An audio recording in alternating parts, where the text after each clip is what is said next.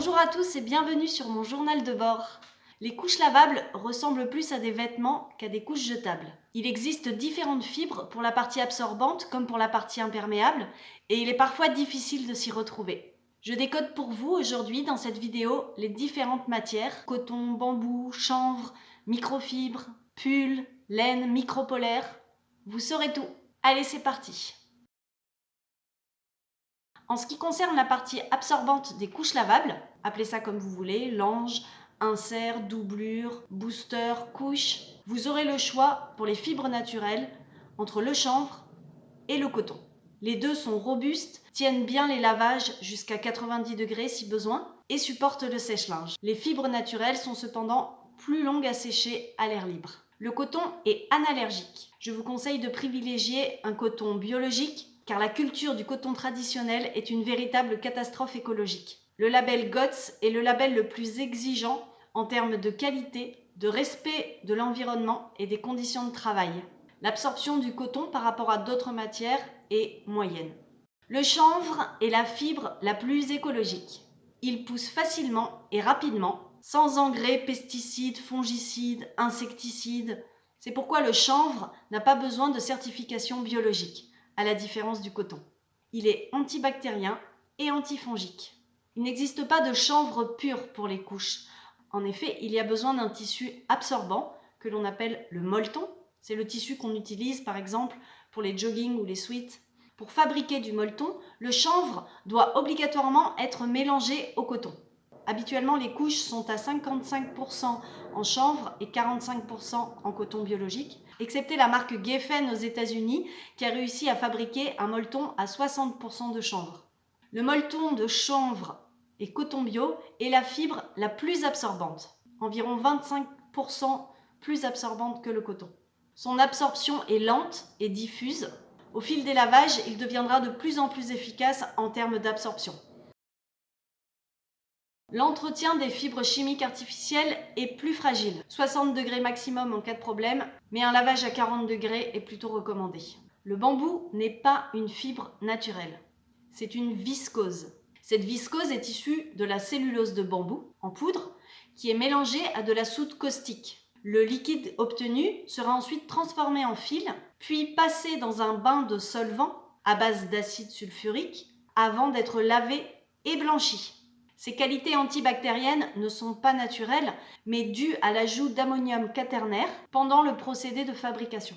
De plus, pour les couches lavables, le bambou est mélangé à du polyester pour obtenir un tissu en micro-éponge absorbant. Le bambou est un tissu qui reste souple. Il est un peu moins absorbant que le chanvre, mais un peu plus que le coton seul. Petite précision, le bambou bio, ça n'existe pas. Le tencel est une viscose d'eucalyptus. Il doit lui aussi être mélangé au polyester, qui est une fibre synthétique, pour obtenir la micro-éponge absorbante des couches lavables. C'est en général un mélange à 80% tencel et 20% polyester. Le tencel reste beaucoup moins polluant que le bambou. Il est également un petit peu moins absorbant. Dans les fibres artificielles chimiques, il existe également maintenant le modal, qui est une viscose de bois. Attention, les fibres chimiques synthétiques sont les pires de toutes pour la peau des bébés et pour l'environnement. Ces fibres sont issues de la pétrochimie et elles déversent quantité de microplastiques à chaque lavage. Ces microplastiques finissent directement dans les océans. Plus la couche est vieille et usagée, plus les lavages libèrent des microplastiques car la fibre est abîmée. Les fibres synthétiques pour leur fabrication nécessitent un processus lourd de transformation en textile. Je vous conseille de ne jamais mettre ce type de fibre au contact direct de la peau des bébés. En effet, cela assèche et provoque des rougeurs. C'est aussi pourquoi il y a un effet au sec. Et c'est aussi pourquoi les fibres synthétiques sèchent plus vite. Mais c'est aussi pour cela qu'elles absorbent l'humidité de la peau des bébés. Les fibres synthétiques sont peu chères et fabriquées à outrance, souvent à l'autre bout du monde. La microfibre a une absorption très rapide. Par contre, il est possible qu'elle relâche du liquide par compression. Le micropolaire est un tissu souvent utilisé comme voile de protection pour récupérer les sels facilement et donner un effet au sec.